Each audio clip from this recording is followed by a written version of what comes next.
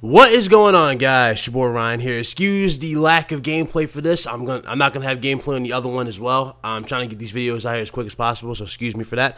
But anyway, what's going on? The poll was pretty obvious. You guys want me to talk about the PS4 and the possibility of it passing the PS2's lifetime sales. I'm about to go ahead and touch upon that right now. The next video after this, I'm going to touch on, because there's actually an article really legit out where they're talking about a low stock for the Xbox One X, and you already know. With that being said, I gotta address that. So don't worry. I'm just gonna address that. Anyway, let's go ahead and get into this video. So shout out to all the new subs, everybody. Shout out to everybody, obviously. Shout out to everybody. Anyway, if we're looking at the PS4, right? We're looking at the PS4. Now, somebody asked me to do a video on Sony's financials. I'm gonna cover this real quick too. It's very simple. It's very easy. Back when Sony was hemorrhaging money, back when PlayStation was, we were all questioning whether we would have another PlayStation after the PS3 and everything like that. Sony's stock, as of late, right, was at 16.2 billion. I'm sorry. That's how much their stock was worth. Since then, their stock dramatically doubled, if not tripled, to over 40, almost 50 billion. Okay, Sony has done a great job of redoing things and refixing stuff. So, for people asking, are they going out of business? If Sony's legit going to be gone, Sony's not going anywhere. They're fine. They're doing all right. They're pretty much out of the red at this point. There's no talks from higher up Japanese corporations like they were before, and they were heavily looking at Sony stock and heavily looking at Sony's market share and everything. There's no talks about that. Everybody is pretty much unanimous that Sony's pretty much out of the red at this point. Now, again, as quickly as they gotten out of the red, they can quickly go right back to the red if they mess up the PS5 and don't stay with the right path. You know what I'm saying? That's why competition is good. You know what I'm saying? That's why I never wish Microsoft to be gone, but all I wish for Microsoft is to be better. Like Kratos said, don't be sorry, be better. So again, we need competition to push the market. We definitely need competition. Now, I know a lot of people would already agree that Microsoft probably is not going to be competition because they're legit pushing PC heavier than anything else. And I agree with you. I agree with you in unison. Yes, Microsoft is not really pushing the whole, console thing. They're pushing PCs and software. And again, for obvious reasons, they want to become like Steam. They want to have their own deals, their own type of thing where they sell their controllers to Steam or PC players, and they want to have their games as a streaming platform. That's basically what they want to do. But if you're looking at the PlayStation 4, right? Look at the PlayStation 4. Despite all the hiccups and everything that Sony went through for the PlayStation 3, the PlayStation 3 stopped and got peaked at 64 or something like that. It was peaked at a crazy amount. What did the PS3 stop at?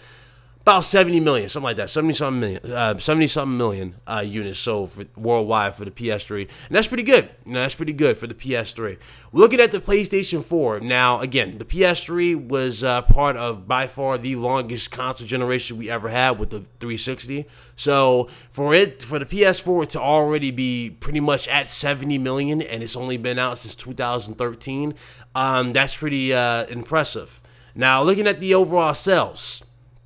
Okay, obviously the sales for the PlayStation 4 and the Xbox One have pretty much stabilized. I wouldn't say they peaked; they're stabilized. They're no longer selling 2-3 million a week or a month or whatever. They're not doing that anymore. They're basically doing 250,000 a month, another 250,000 a month, maybe a 500,000 a month.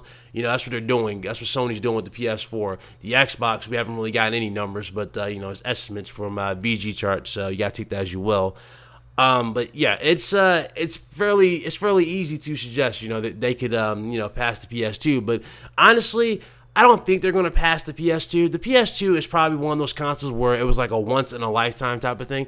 I really don't think they're going to beat the PS2. I'd be shocked if they beat the PS2. I would be shocked because that would definitely help Sony a lot dramatically. But I would be shocked if they did do that because if you look at the PS2 is just known as being probably one of the most beloved consoles of all time for simplicity, its simple use, and there's just, all the games, the ridiculous amount of games on PS2 that you can choose from, It's, I don't know. I don't think it will beat that. I don't think it's going to get past 120 million.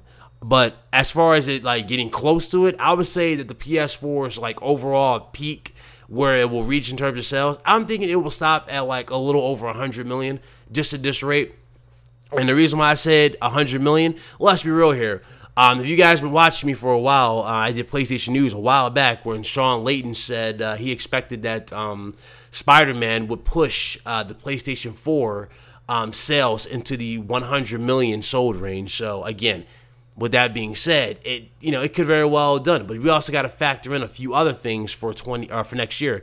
Next year we have Days Gone, Spider-Man. We have what else we got? God of War, Detroit Become Human. I mean, it's so many games coming out for next year that really there's just no doubts in my mind that we will probably get this console to at least 100 million without a doubt. You know, the PlayStation has definitely been proven to be the platform to play on in terms of like AAA graphics. You know what I'm saying? In terms of a AAA console that has insane graphics, that's the console to play on. Now, in terms of like, you know, in terms of like other stuff, like for everyone type of thing, Nintendo fills that void. Nintendo is on the side where their games are not really graphically demanding or graphically impactful. No, Nintendo doesn't focus on graphics. They focus on just the joy of play, and that's where they fill in the void. Their games are for the joy of play and for the in terms of like involving the player. That's what Nintendo likes to go for, and they're doing a great job with that. Sony, on the other hand, Sony wants to go with a powerful machine, sorry,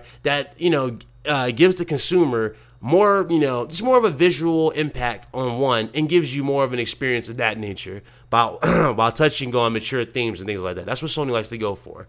So if you factor all that in, I mean, I can see the PS4 definitely reaching 100 million. Now, the Nintendo Switch, that's a good question. I already see the Nintendo Switch. Well, obviously, it's pretty unanimous. It's going to outsell the Wii U. It already did outsell the Wii U, if I'm not mistaken. So, I mean, or it's going to be outselling the Wii U. So, anyway, the Nintendo Switch, I mean, honestly, that's something we have to wait. We have to wait and see until what happens with Mario. We got to wait and see what happens with Mario before I can really have a big discussion about that. Obviously, we got Metroid and everything coming. So, yeah, we got to wait for these heavy hitters for me to really come out with the conclusion for the Nintendo Switch. But that's pretty much it, though. I mean, that's pretty much it. Not much I need to really say on this. Sony's has done a phenomenal job. I'm proud of them. I'm glad they were able to take feedback and, metabolize that and just fix, the mistakes. That was the PS3. The PS3 was a good console for, for games. You know what I'm saying? It was a good console for AAA first-party games. Just the problem was the PS3 wasn't future-proof for anything else. I mean, you guys remember the menu was crap. I mean, on the network wasn't really that great. Sony just rushed everything pretty much. Or not really rushed everything. Sony just didn't put that as a priority. They put more priority into the cell architecture of the chip, and they figure, third-party devs are just going to bow down and take advantage of it, and there you go. That type of arrogance, ruined them. And that same type of arrogance went back to Microsoft's then with the whole DRM policy. So, it is what it is. It is what it is, man. You can't... At the end of the day, you can't, shaft your user base with silly practices or silly insults, like deal with it and all this crap. You can't do that to your user base. You have to legit appeal to them in order for them to buy your product, and Sony has done that. Microsoft has done a better job, especially from the start of the Xbox One. But yeah, that's pretty much it. I mean, it is what it is. But again, that's pretty much it. Hope you guys enjoyed the video. I'm gonna go ahead and do the Xbox video next, and I'll be right back. All right, deuces.